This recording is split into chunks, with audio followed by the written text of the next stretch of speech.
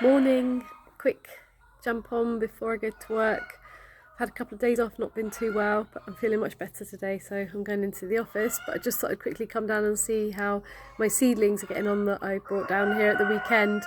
Because I've had a couple of sunny days and a couple of rainy days, but nobody's watered them, so I just thought I'd come and see they're still alive. And here they are, protected by the heavy duty mesh to stop the birds getting in there.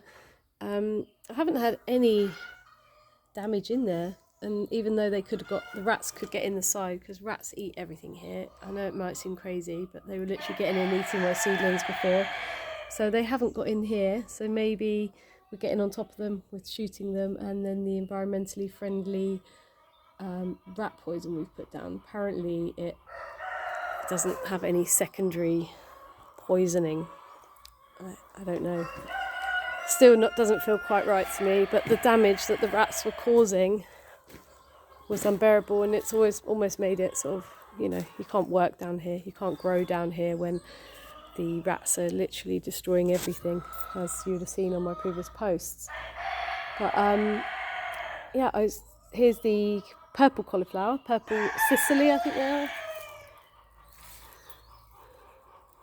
Yeah, purple of Sicily, I think. They're doing really well, but luckily I've come down today because they are very dry. And I planted 2 in each pot. I wasn't sure what the germination would be like, but as you can see, they've almost all done really well. This one, only one came up in this one, but generally speaking, they're really healthy. They're going to be ready to go in the ground at the weekend. They don't need to be too big to go in the ground. I'll just put a little bit of wool or something around them to protect from slugs, because don't use slug pellets down here. But these should be good to go. I need to get them in early here as well, because it will get really, really hot soon, and they won't have a chance against that heat. You've got the new second leaves coming in even. So yeah, these are really, really healthy. I'll just give them a little water. That's good to see. Just have a little look around, see what else they've got down here. Haven't been for a little while. I see that the pink sapphire blueberry that I have here is in full flower. It's looking really nice. From my research, I don't really know whether I don't think it really needs pruning just yet until it's a bit older, but I'm not really sure, so I'm hoping it seems to be doing okay. Each of these flowers, if it's pollinated, should produce blueberries, so that'll be nice. And I had a relatively good harvest on them, crop on them last year, apart from what the birds ate. Anything else doing particularly well? I see that my lemon tree in the ground is really doing well. It's got some lovely new lemons on at the top, if you can see them. I mulched this with some ericaceous compost and some worm castings and things recently, and then gave it a little bit of a prune just on any of the diseased branches or ones that were hanging on the floor. And I do need to cut off the top branches because it's touching the glass. It's not that you need to prune citrus trees like you would apples, etc., for the growth, but these really long shoots are just going to grow fruit on the end. Like the branches where we left last year, they've got fruit on the ends of the branches and a baby one over there. So there's lots of them on the ends and over there, but nothing further down. So the ones that don't actually have fruit on yet, I'm going to cut them back, some of them. I don't want to lose the fruit that we do have, and then hopefully we'll get fruit growing further down the tree. So I just paused there because I saw that where that fruit is, the branch is actually dying on that one, which I'm not sure what that is. But there's lots of new growth here, which is great. But this again, if you leave the shoots really, really long, like some of these, you see lots of dark red new growth on the tips, because I want to bring it down the plant so that I can actually harvest it and it keeps it sort of, compact. There's no point having fruit growing up on the glass that we can't reach without a ladder. And just have a look, see if there's anything else to report down here. It's always pleasant when they've not been down for a few days. Let's have a little look around, see what else we've got growing. Even these little daffodils that we inherited when we moved down here. There's a pot that we didn't know what was in it, and they're very pretty. So we've got some of those growing, that's nice. And the currants and gooseberries that I didn't get in the ground, unfortunately, last year, we've put into slightly bigger pots just whilst we're waiting to put them in the ground. I don't want to, and they're all shooting now. So our thought process was that if they're in a pot and the roots are established and they're on their own, we're not going to have to disturb the roots whilst they're growing. So although not ideal, we should be able to just transplant them straight from these pots into the beds as we prepare them. But I didn't want them to, there were 4 in a pot and the roots were sort of intertwining, obviously, and you don't want to disturb them when they're actually growing. They're best to plant and move around when they're dormant. So my sort of allotment helper Nikki, she potted them up for me. So this is where we're going to plant the currants and gooseberries mainly. So around this area, this is our orchard, where we've got sort of lots of apple trees and a plum tree. Lots of apple trees actually, probably too many. I may even cut one down. I've covered this area, or Dan's covered this area in cardboard to suppress the weeds, and then we're going to put some mushroom compost down and some beer grains and some different bits and pieces just to produce a bit of a sort of no-dig lasagna style bed. And then we're going to plant some of those currants and gooseberries in here. Like there's already one here that was here when we moved in that I see has some growth on. This was completely covered in the apple trees previously, and it probably needs a good water actually. But we cut back the apple trees really hard. Managed to remove a lot of the woolly aphid, but I see that we've still got quite a lot there, so that will need washing off at the weekend. But this has all been cut back quite hard. It allows a bit of space for the currant here. And this apple tree here we've cut back really hard. I see that it started to show signs of life now, which is great, because when you first learn how to prune an apple tree, which I'd never done before, it seemed completely brutal what we were doing to this tree. But what I learned is that you have to cut off the ends, the tips of each of the branches, to each of the leaders to make each of these grow fruit, hopefully grow fruits and fruit spurs, because the tip of the branch, it will just keep getting longer and longer and longer, and it has a hormone in the tip that wants it to keep extending longer, whereas actually you want to reduce that, and it puts more growth into the actual fruit, which is something I learned recently. Just realised that prune, I thought I'd left a branch there. And same for this one, we hard prune this one. It's lucky at the moment, it's only that one tree with the woolly aphids, so I really do need to spray that one, or not spray it, sorry, spray it with water and just rub them off. I'm not going to use any chemicals on it. And this apple tree was cut back hard. And this one seems to have really sprung to life. So it's got a lot of new growth on this one.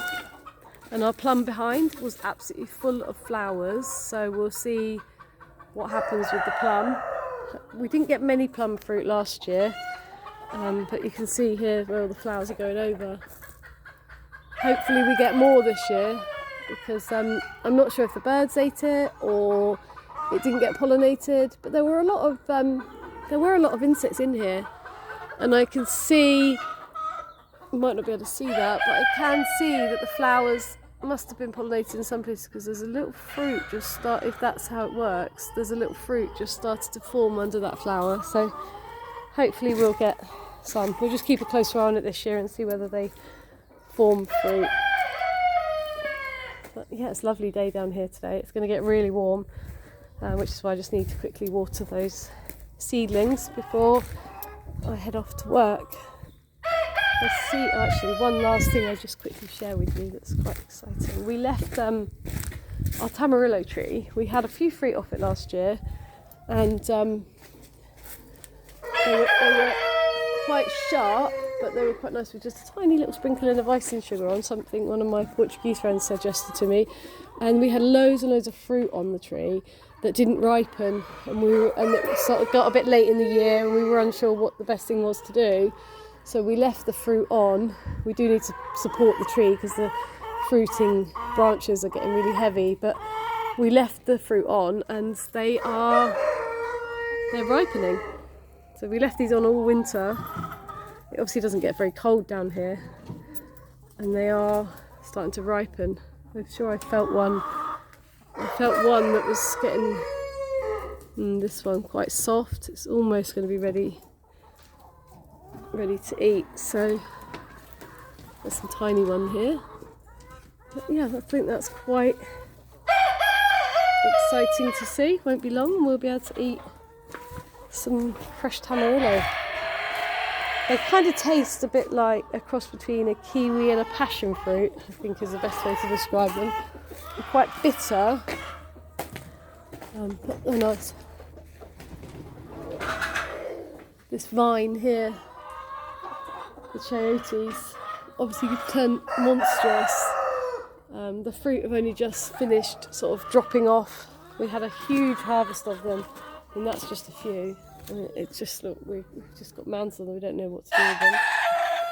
And I saw one over there's dropped, so they are still dropping on occasion. There's a couple still on there, but mostly, up there there's one resting on the wire. But all this vine, we'll cut it all down and then we'll use that as part of the lasagna beds as one of the layers, sort of a bit of a chop and drop type thing. We'll chop it all up with the strimmer and then use it in the beds.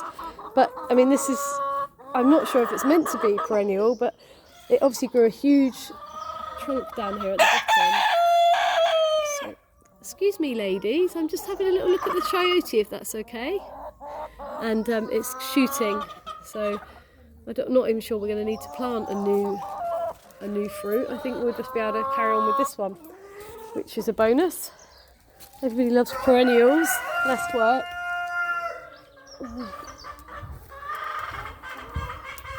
I need to get to work. I don't know about anybody else, but when you get to your plot, there's nothing worse than getting to your plot before work, because you don't want to get to work. But look at this. The quince is absolutely heavenly. It's absolutely, the flowers are something else. I didn't really notice it flowering last year, but I guess I didn't really come into this part of the vinery quite as much. This is our sort of what we call the wild area where we grew the pumpkins last year. It's a bit of a mess, but this quince is doing really well. I mean, it's been in a major drip zone. The gutters were pouring in at here by this quince, so I don't know if the extra water has done well, or maybe it just flowered this well last year, I'm not sure. But I'm hoping we'll get a bumper crop. We just need to keep the rats off them this year, so I'm thinking of maybe creating some sort of barrier around the bottom to stop them being able to climb up the tree. But I think they'll find a way, no matter. They'll just climb up the wires and drop down if necessary. And there's another plum tree there that is flowering. There's lots of water shoots on that, just going straight up, nothing on them. So with plums or any stone fruit, you don't prune them the same way as apples. You don't have to create those spurs and things, but you need to take out anything that's crossing in the middle, or those water shoots, so to speak, that aren't growing anything. Like here is a massive water shoot. It goes all the way up to the glass. It's crossing over with that stem. So what I'll do with a saw, I'm going to cut off this whole piece, but because it's a stone fruit, I don't want to do it until the summer really, or a bit later. I don't want to do it just yet, but I'm going to cut that whole thing off, and then all those water shoots at the top, just take them all off, because you can't really get to the fruit, even if it will create fruit, and you don't really want it leaning against the glass like that. So I'm going to take all those shoots off. Same for the quince. You don't create spurs with that, but you just thin out the middle to give it a bit of breathing space and take all those stems off from the top. We obviously have to keep it, within the bounds of the greenhouse.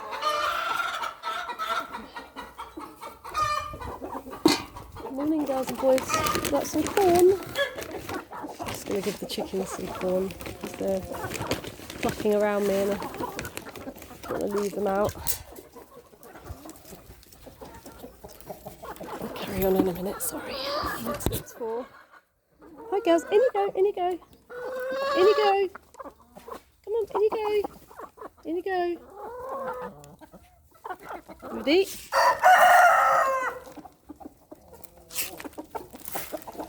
Oh, little fluffy bum, sorry, I put some corn on your back. We've got way too many boys in here now, which we're going to have to cull some, unfortunately. And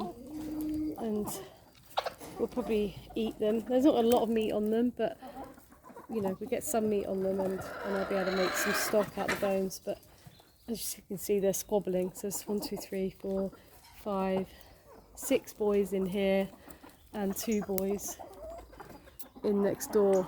But we just can't have that many boys, unfortunately. And they're fighting. I missed that. Yeah, there they are. Yeah. With they've been okay over winter. They're last year's chickens that we hatched. Unfortunately, we had a large portion of males over females, but they are kind of our pets, so it's hard not to keep them. And they've been okay. They fought a little bit over the spring, very young, and then they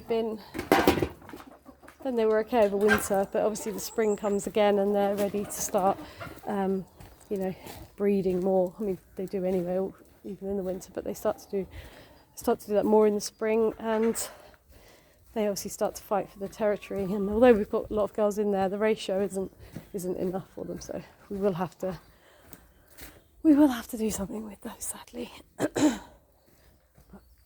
We'll try not to waste them. I'll try to make some use out of them and eat as much as we can. I just need to put the water on.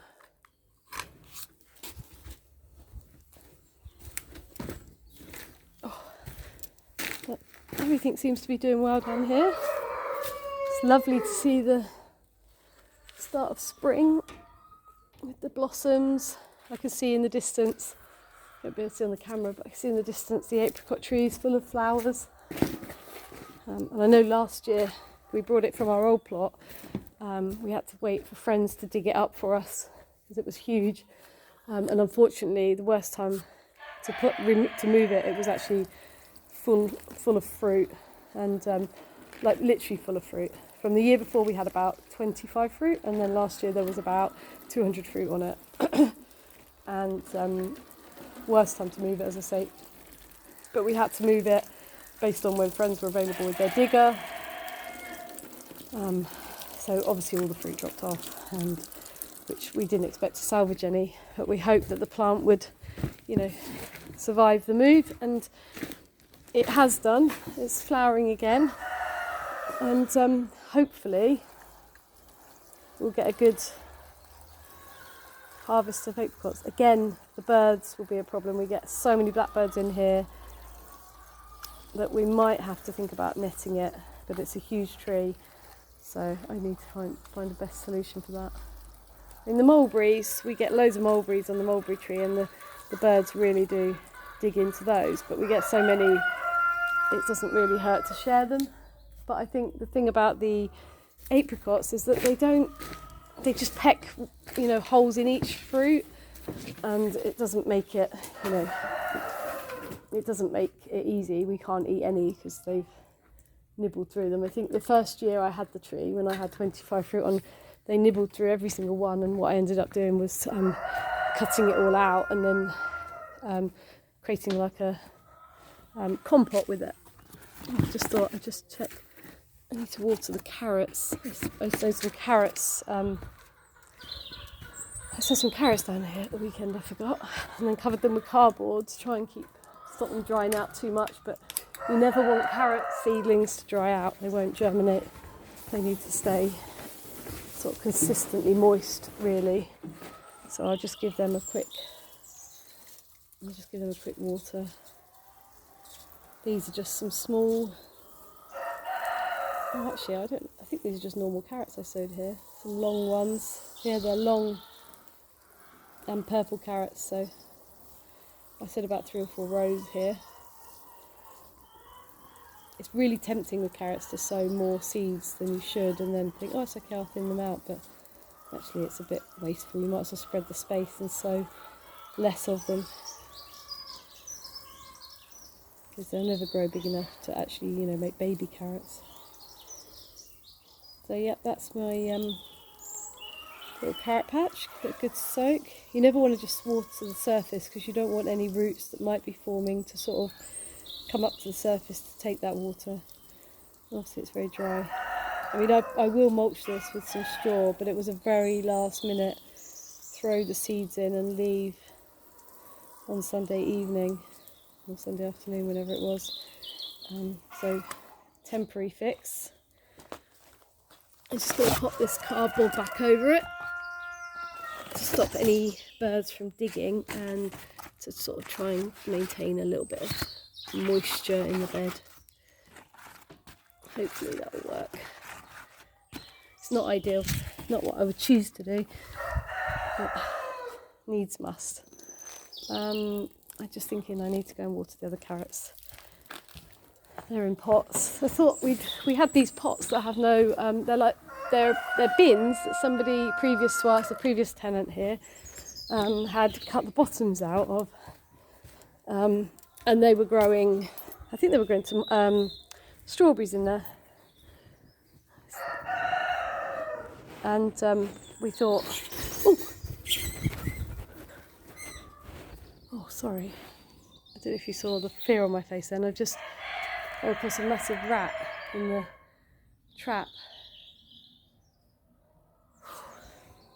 That gave me a bit of a shock. I wasn't expecting to see that. I was about to step over the trap. Sorry. I'm not scared of rats, but I was a bit too close for comfort there, stepping over it without realising it was there. Oh. So these are the carrots I've done in pots. They're still wet, so they don't need any more water. I've covered them with cardboard again and some sort of straw. Yeah, they're still wet. They'll be alright for a couple of days. So yeah, that should be good. I mulched the rhubarb a little bit more the other day. We're going to dig this rhubarb up and reposition it because it's not in the best of locations. Let me just check. I just thought we'd put carrots in the ground here as well. See how these ones have done. Yeah, that's still wet. Just keeping an eye on the moisture level really. And we have to cover everything here because last year, early in the season last year, I grew a patch of carrots that did really, really well. And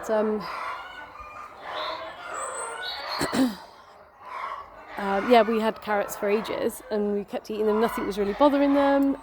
You know, it was a good success. And then later on in the year, we tried to sow some more in a few places, and the birds and the rats and the rabbits and everything you could imagine were digging them up, and we didn't really get anything from them. So we thought we'll cover everything we sow this year. But, you know, that was meant to be a quick 5-minute tour, but has ended up being half an hour, much longer than I expected. But thanks for joining me at the vinery this morning. Hope you enjoyed a little breath of fresh air for those of you that can't get to your plots and enjoy the sunshine. Lovely to see you all. Take care. Bye.